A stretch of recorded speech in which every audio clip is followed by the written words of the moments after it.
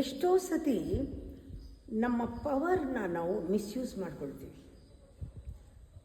ಪವರ್ನ misuse ಮಾಡ್ಕೊಳ್ಳೋದು ಹೇಗೆ ಅಂದರೆ, ಯಾರು ನಮ್ಮ ಹತ್ರ ಇರ್ತಾರೋ ಅವರೇನೇ ನಮಗೆ ಮೋಸ ಮಾಡ್ತಾರೆ, ಅಥವಾ ನಾವು ನಮ್ಮ ಹತ್ರ ಇರೋರಿಗೆ ಮೋಸ ಮಾಡಿಬಿಡ್ತೀವಿ. ಯಾರು ನಂಬ್ತಾರೋ ಅವ್ರಿಗೆ ಮೋಸ ಮಾಡೋದು, ಯಾರು ನಾನು ನಂಬಿರ್ತೀವೋ ಅವರೇ ನಮಗೆ ಮೋಸ ಮಾಡ್ತಾರೆ. ಆವಾಗ ನಮಗೆ ಒಂಥರ ಇದೇನು ಇಷ್ಟೊಂದು ನಂಬಿದ್ನಲ್ಲ, ಅವ್ರು ಮೋಸ ಮಾಡಿದ್ರಲ್ಲ ಅಂತ. ಇದು ಬಹಳ ಹಳೆ ಕತೆ.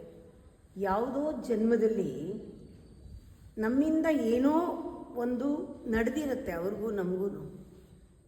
ದೇಶ ಇರ್ಬೋದು, ಸ್ನೇಹ ಇರ್ಬೋದು, ಶತ್ರುತ್ವ ಇರ್ಬೋದು, ಸಾಲ ಇರ್ಬೋದು, ಏನೋ ಕನೆಕ್ಷನ್ ನಮ್ಮ ಕರ್ಮದ್ದು ಪುಸ್ತಕದಲ್ಲಿ ಅವರು ಇರ್ತಾರೆ. ಅದಕ್ಕೆ ಬಂದಿದ್ದಾರೆ, ಅದಕ್ಕೆ ಅವ್ರ ಹತ್ರ ಇದ್ದಾರೆ.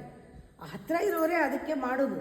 ಆ ಥರ ಮಾಡಿದಾಗ ಒಳ್ಳೆಯದು ಮಾಡ್ಬೋದು, ಕೆಟ್ಟದ್ದು ಮಾಡ್ಬೋದು. ಅವರು ಅಕಸ್ಮಾತ್ ಒಳ್ಳೇದು ಮಾಡಿದಾಗ ನಮಗೆ ಗೊತ್ತಾಗಲ್ಲ, ಇಂಥ ಒಳ್ಳೆ ನಮಗೆ ಸಂಸ್ಕಾರ ನಮ್ಮ ಜೊತೆ ಇದ್ದಾರೆ ಅಂತ ಖುಷಿ ಆಗುತ್ತೆ.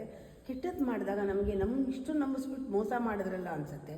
ಆದರೆ ನಾವು ಅವ್ರನ್ನ ಮತ್ತೆ ದ್ವೇಷ ಕಟ್ಕೊಂಡ್ರೆ ಇದು ಬೆಳೀತಾ ಹೋಗುತ್ತೆ.